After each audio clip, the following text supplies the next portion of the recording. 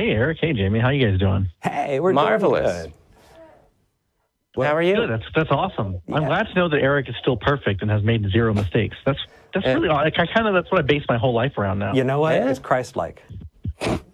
No, not Christ-like. You're perfect and made no mistakes. No, okay. That's pretty funny. Yeah. Yeah. So, John, what did you want to talk about today?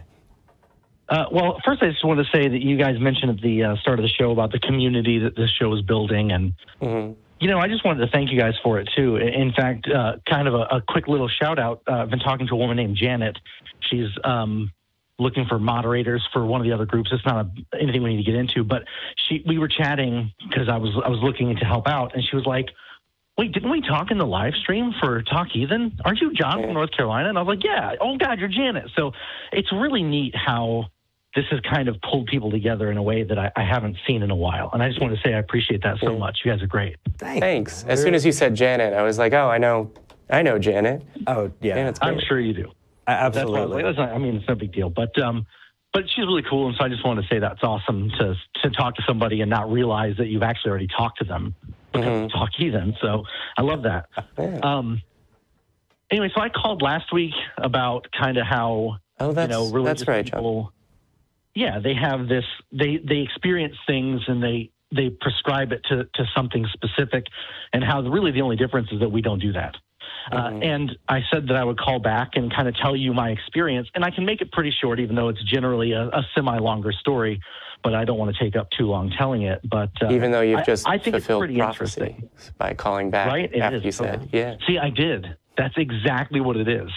So this is how the Jim very Joneses circular, get started. prophecy. You know that? This is it. They call in twice to a show. So. Yeah, they set the prophecy. John, are you planning on being the next Jim Jones? Because evidently Eric thinks that you could do it. Shh, don't tell my secrets.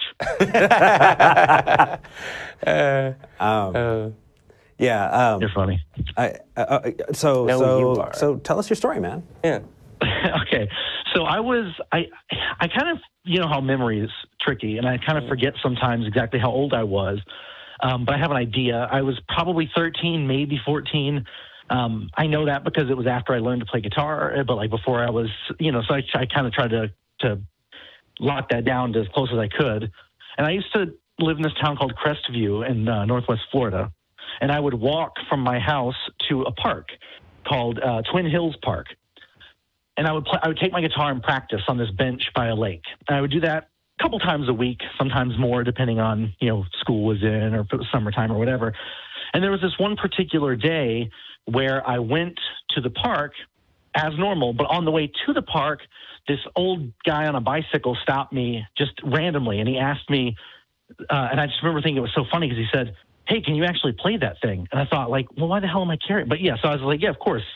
And he asked me to play him something. So I just kind of plucked a little number that I had learned recently. And he was like, yeah, that's pretty good. And then he said to me, hey, you just be careful today. And I was like, okay. So I left. And I keep walking to the park. And once I get to the park, a different gentleman comes over and sits down next to me and asks me the exact same question. Can you actually play that guitar?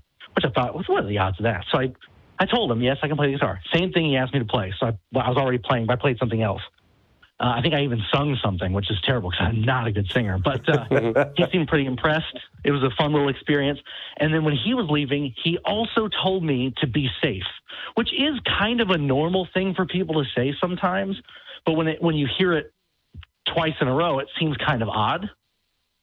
And on my walk back home from the park, another person stopped, two younger guys in a car, and asked me to play for them. One of them playfully called me Johnny Diamond. I don't really know why. But people called me Johnny sometimes when I was a kid. So that kind of struck me as interesting that he somehow sort of guessed my name. But they also asked me to play my guitar for them, which the whole thing seemed odd.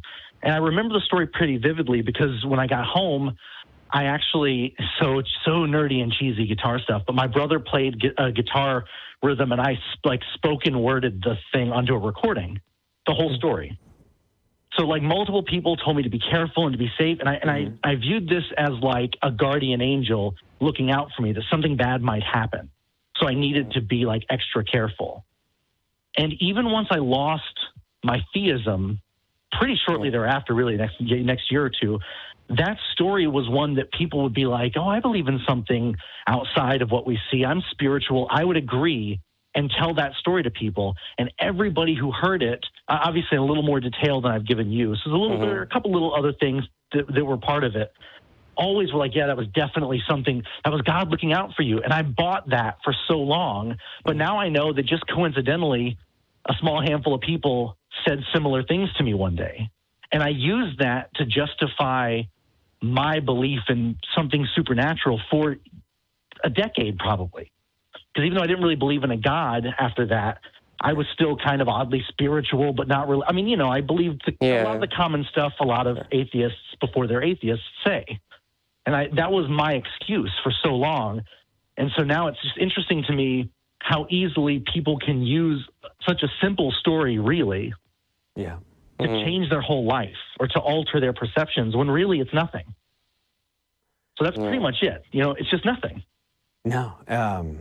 Yeah, I've actually had that. I held on to a couple things in a similar way. I had a set of circumstances where I needed, you know, X amount of dollars, and some super unforeseen thing happens, and I wind up with exactly how much I needed. And I thought, you know, this is... I've been there. Yeah, you know, this is miraculous, but... the exact amount you needed. Yeah, but it's always the exact amount when you remember it. It is, and that's why you remember it. Well, right? that's the sharpshooter fallacy, right? Yeah. Target around the one that hits. Exactly, exactly. And all of the rest of the times you conveniently forget because it just isn't memorable. It's the story of, I'd been late. I'd gone to this place and I couldn't pay so many times before, which was so sad. And then this guy showed up this one time and gave me the exact amount of money I needed. Therefore, that one time that I had enough money counts as Jesus. That actually opposed to all the other ones. That reminds me a whole lot of a couple of people I heard about on the news or read about from the September 11th attack, where they were like, this one day I was running late for work. And I remember thinking, well, have you never been late for work? You know what I mean? Can I hire you? Yeah. Yeah. Yeah, it's like this one time, right? But that's what it's like.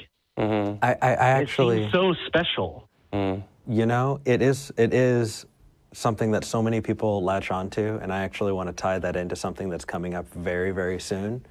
You know, this upcoming Tuesday is the first day of Hanukkah. And it's okay. Just so it's the first night of Hanukkah. First night. You, Mr. Jewish Heritage, at least you're saying Hanukkah. With almost instead of Chanukah. Yeah, instead of Chanukah.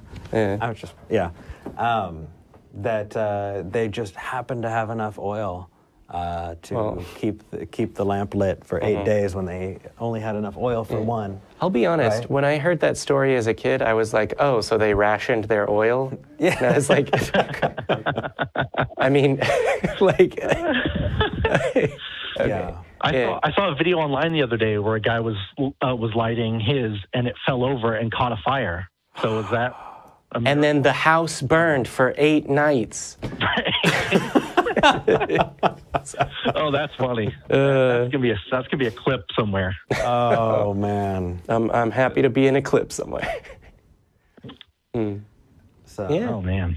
Yeah. I guess that's it. I don't want to take much of your time, except Hamish is. Man, I don't know about Hamish. He call. Do you know? I mean, I know you know because you call screen and things, but he says the exact same thing every time he calls.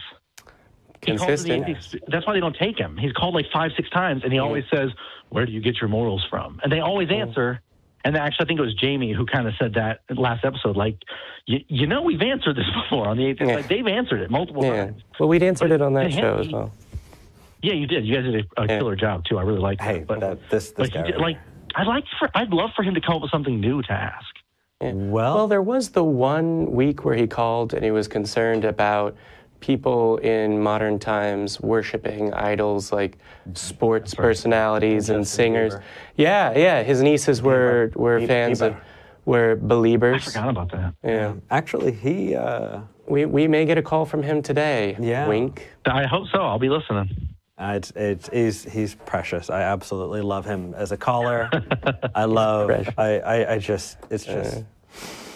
It was a good call. I liked that you got him to a point where he wanted you to say something, but then he wouldn't say a similar thing, and he got all offended that you were asking it. You know, the whole I forget the exact detail, but I just remember thinking isn't that what you're asking them to do though? And you're not willing to do the same thing, you know? Yeah. He was trying to. That's religious hypocrisy, even at a simple form. It's not understanding that everyone has the same experience there. And we're not all so lucky to meet a human straw man every day. Right. Well, and this is just all right. Do you want to move on to other calls? I do. Yeah, please do, guys. John, thanks for taking me. I appreciate it. Take care, brother. Thank you. Thanks for calling in again. Thanks, guys. I'll chat with you later. And welcome to the community. Yes, absolutely. You know, funnily enough, how interesting is it that we're getting calls and saying, "Oh, hey, you guys are great," when it was Janet who made that connection. Like, we're taking credit for Janet. Janet, we love you. Thank you, Janet, for giving us credit. She's in the chat right now. She is.